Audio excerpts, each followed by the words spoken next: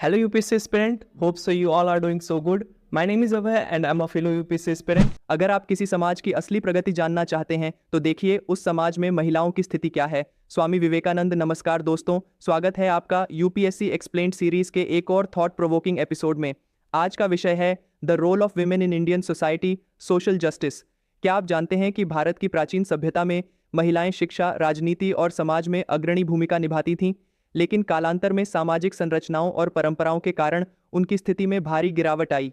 आज 21वीं सदी में महिलाएं फिर से अपने अधिकारों के लिए जागरूक हो रही हैं और समाज में बदलाव की अगुआ बन रही हैं।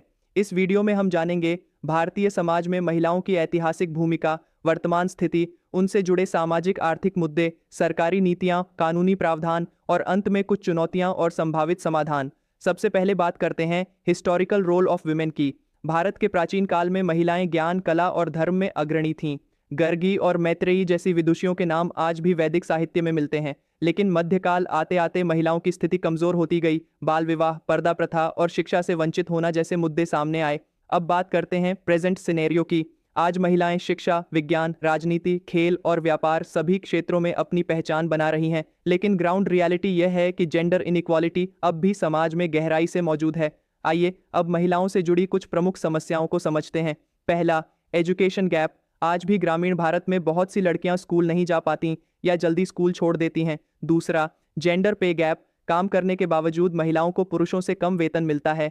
तीसरा, violence against women. Domestic violence, sexual harassment, acid attacks जैसी घटनाएं आज भी आम हैं। चौथा, हेल्थ इश्यूज। महिलाओं की हेल्थ और न्यूट्रिशन को अब भी प्राथमिकता नहीं दी जाती, खासकर गरीब और ग्रामीण वर्ग में। पांचवा, पॉलिटिकल अंडर रिप्रेजेंटेशन। पंचायत स्तर पर महिलाओं को रिजर्वेशन तो है, लेकिन असली डिसीजन मेकिंग अब भी पुरुष प्रधान है। अब हम बात करते हैं कॉन्स्टिट्यूशनल और लीगल प्रोविजंस की। पहला, आर्टिकल 14 सभी नागरिकों को समानता का अधिकार देता है। दूसरा, आर्टिकल 15 राज्य को अधिकार देता है कि वह महिलाओं और बच्चों के लिए विशेष प्रावधान बना सके।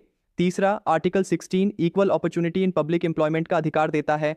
चौथा, मैटरनिटी बेनिफिट एक्ट और protection of women from domestic violence act जैसे कानून महिलाओं की सुरक्षा और सशक्तिकरण के लिए बनाए गए हैं।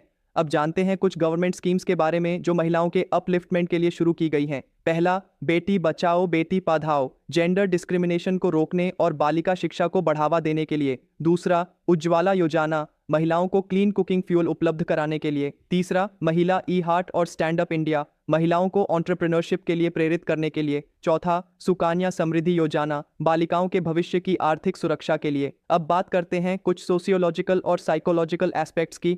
भारतीय समाज में पेट्रियार्की डीपली रूटेड है, जिससे महिलाओं को डिसीजन मेकिंग, फ्रीडम और अपॉर्चुनिटीज में पीछे रहना पड़ता है। कई बार महिलाओं को खुद भी अपने अधिकारों का ज्ञान नहीं होता, जिससे वे सदियों से चली आ रही सामाजिक कुरीतियों को स्वीकार कर लेती हैं। अब सवाल उठता है, समाधान क्या हो सकता है? पहला, एजुकेशन को महिलाओं के लिए एक्सेसिबल और अफोर्डेबल बनाना। दूसरा, समाज में जेंडर सेंसिटाइजेशन लाना ताकि पुरुष और महिलाएं समान समझे जाएं। तीसरा, स्किल डेवलपमेंट और फाइनेंशियल इंडिपेंडेंस को बढ़ावा देना।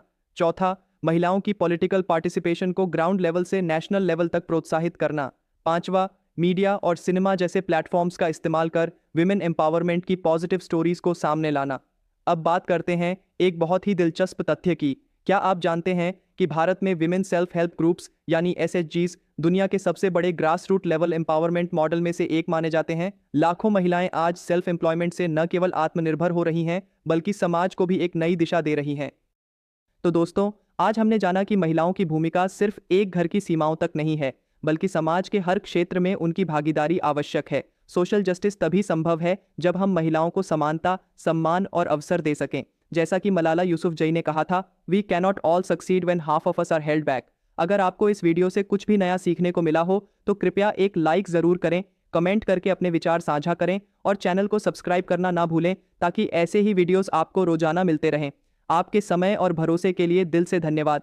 और जाते जाते एक सवाल, आपके अनुसार महिलाओं के सशक्तिकरण के लिए सबसे प्रभावी तरीका क्या है? शिक्षा, कानून या आर्थिक स्वतंत्रता, या तीनों एक साथ? अपना जवाब कमेंट में ज़रूर दें। मैं आपके विचार पढ़ने के लिए उत्साहित हूँ। मिलते हैं अगले वीडियो में, तब तक के लिए जय हिंद। आखिर में ये कहना चाहूँगा कि मैं एक एस्पिरेंट हूँ जो अपनी तैयारी के साथ साथ आपके लिए हर दिन थॉटफुल और रिसर्च बेस्ड वीडियोस बनाता हूँ ताकि आपका समय बचे और कॉन्सेप्ट्स क्लियर हो। इनमें मैं पेड एप्लीकेशंस यूज़ करता हूँ। ना तो कोई टीम है, ना ही कोई स्पॉन्सर, सिर्फ मैं हूँ और मेरा डेडिकेशन।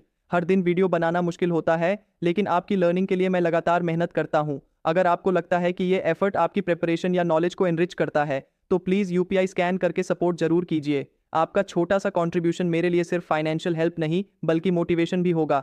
आपका ये सपोर्ट ही इस इनिशिएटिव को कंटिन्यू रख पाएगा, and at the same time it will also help me keep creating high quality videos for you.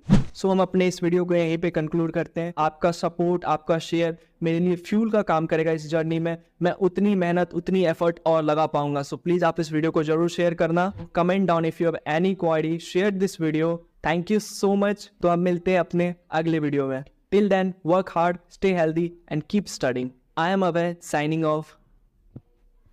जय श्री कृष्णा।